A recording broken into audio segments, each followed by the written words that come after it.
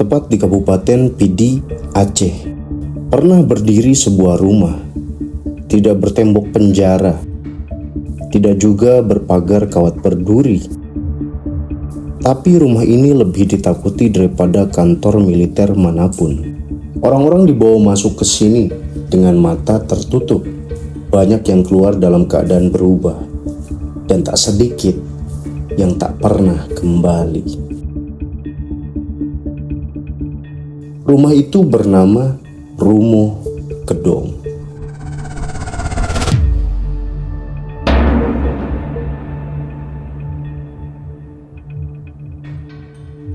Untuk memahami Rumo Gedong, kita harus mundur ke belakang.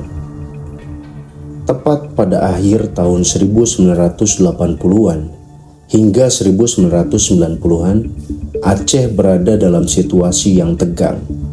Konflik bersenjata antara gerakan Aceh Merdeka dan pemerintah terus meningkat. Di tengah konflik itu, warga sipil terjepit di antara kedua kekuatan. Kecurigaan menjadi hal biasa. Diam menjadi cara bertahan hidup. Pada tahun 1989, Aceh resmi ditetapkan sebagai daerah operasi militer. Aparat keamanan diberi kewenangan luas, penangkapan bisa dilakukan tanpa surat, dan interogasi dilakukan tanpa pendamping hukum. Dalam situasi seperti ini, banyak tempat tak resmi bermunculan. Salah satunya, Rumo Gedong.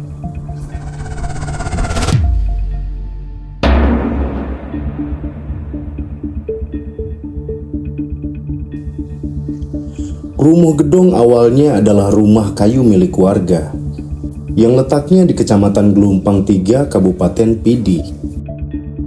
Dari luar tak ada tanda yang mencurigakan. Namun perlahan rumah ini berubah fungsi. Ia menjadi tempat penahanan dan interogasi yang tak pernah tercatat secara resmi. Banyak warga dijemput pada malam hari tanpa penjelasan dan tanpa tuduhan yang jelas. Tangan mereka diikat, mata ditutup.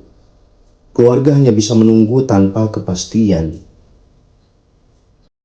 Bagi warga Aceh saat itu, jika seseorang dibawa ke Rumo Gedong, harapan kembali hampir selalu kecil.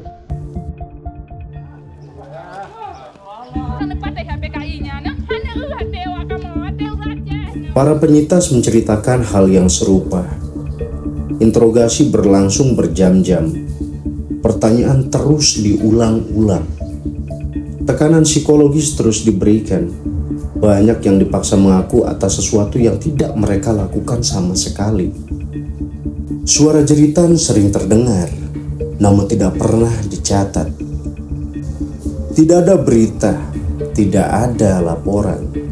Yang ada hanya rasa takut yang menyebar dari mulut ke mulut. Tidak hanya pria yang terdampak, perempuan dan anak-anak ikut menanggung akibatnya. Tidak sedikit istri kehilangan suami tanpa penjelasan. Anak-anak tumbuh tanpa tahu di mana ayah mereka. Ketakutan menjadi warisan keluarga, dan trauma menjadi bagian hidup sehari-hari.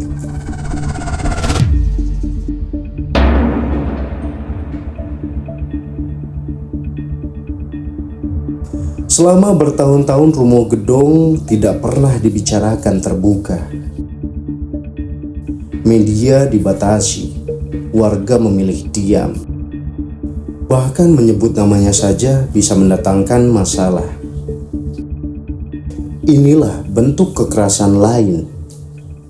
Kekerasan melalui ketakutan.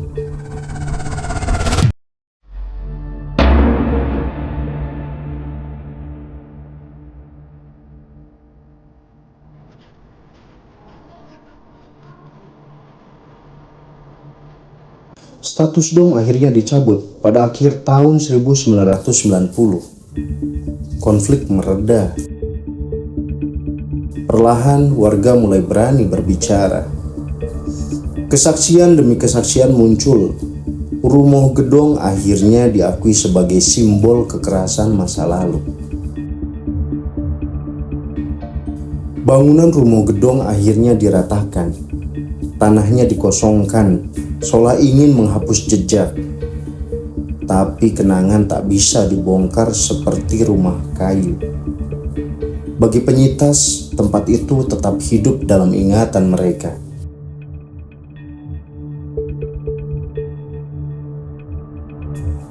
Beberapa dekade kemudian, negara mulai mengakui adanya pelanggaran HAM di Aceh. Permintaan maaf pun muncul dan disampaikan.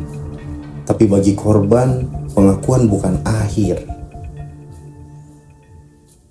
Justru luka psikologis tidak sembuh oleh kata-kata saja. Rumah Gedong bukan sekadar rumah. Ia adalah pengingat tentang apa yang bisa terjadi ketika kekuasaan tak diawasi dan ketika kemanusiaan dikalahkan oleh rasa ketakutan. Kisah ini bukan untuk membuka luka lama, tapi memastikan luka itu tidak diulang. Karena sejarah yang dilupakan selalu berpotensi terulang kembali. Inilah kisah kelam Rumah Gedong. Dan kebenaran selalu layak diperjuangkan.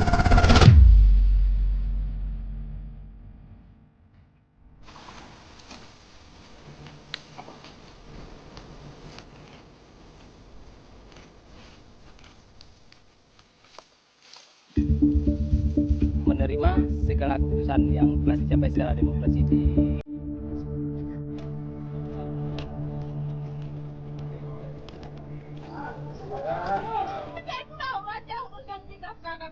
Hancur dong manusia itu. Hancur kamu manusia.